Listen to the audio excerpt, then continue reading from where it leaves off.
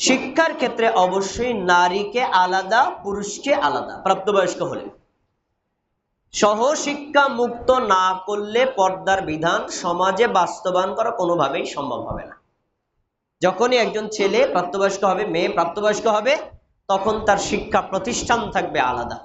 একান্তই যদি অসম্ভব হয়, প্রতিষ্ঠান এক হলেও ক্লাস কক্ষ আলাদা, এমনটি যদি না হয়, তাহলে প্রাপ্তবয়স্ক থেকেই সে পর্দার বিধান, যে নারী আলাদা পুরুষ আলাদা, তাদের চলন আলাদা, তাদের স্থান আলাদা, এই শিক্ষা যদি আমরা আগে থেকে দিতে না পারি, তাহলে পর্দার বিধান বাস্তবায়ন করা সম্ভব হবে না।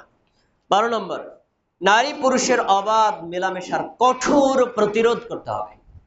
সেটা আমি ব্যক্তিগতভাবে পারি করবো, সামাজিকভাবে পারি করবো, নাহলে রাষ্ট্রীয়ভাবে রাষ্ট্রের দায়িত্বশীলদের এটা করতে হবে। কোনোভাবেই নারী এবং পুরুষকে অবাধে একত্রে একই জায়গায় বিভিন্ন অনুষ্ঠানে অংশগ্রহণ করতে দেওয়া যাবে না।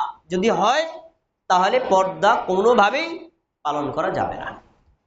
14 নম্বর পয়েন্টটা হলো সবচেয়ে বেশি গুরুত্বপূর্ণ, পর্দা লঙ্ঘন আর জেনা প্রসরণ।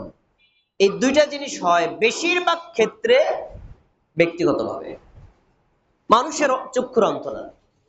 আর মানুষের চক্ষুর অন্তরালে এক কথায় গোপনীয় পাপ থেকে বাঁচার সবচেয়ে সেরা মাধ্যম আল্লাহর ভয়।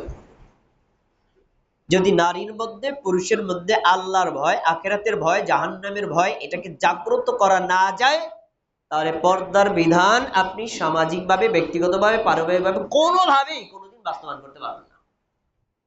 এজন্য আমাদের বেশি বেশি আল্লাহকে ভয় করতে হবে, আখিরাতকে ভয় করতে হবে, জাহান্নামকে ভয় করতে হবে, নিজের কর্মফলের ভয় করতে হবে। যদি আমরা এই 14টা পয়েন্ট আমাদের সকল ক্ষেত্রে বাস্তবায়ন করা সম্ভব হয়, তাহলে আমাদের সমাজটা হবে একটি ইসলামী সমাজ, ইমানি সমাজ, চক্ষু হেফাজতের সমাজ, লজ্জাস্থান হেফাজতের সমাজ, আর জেনা প্রতিরোধের একটা সমাজ।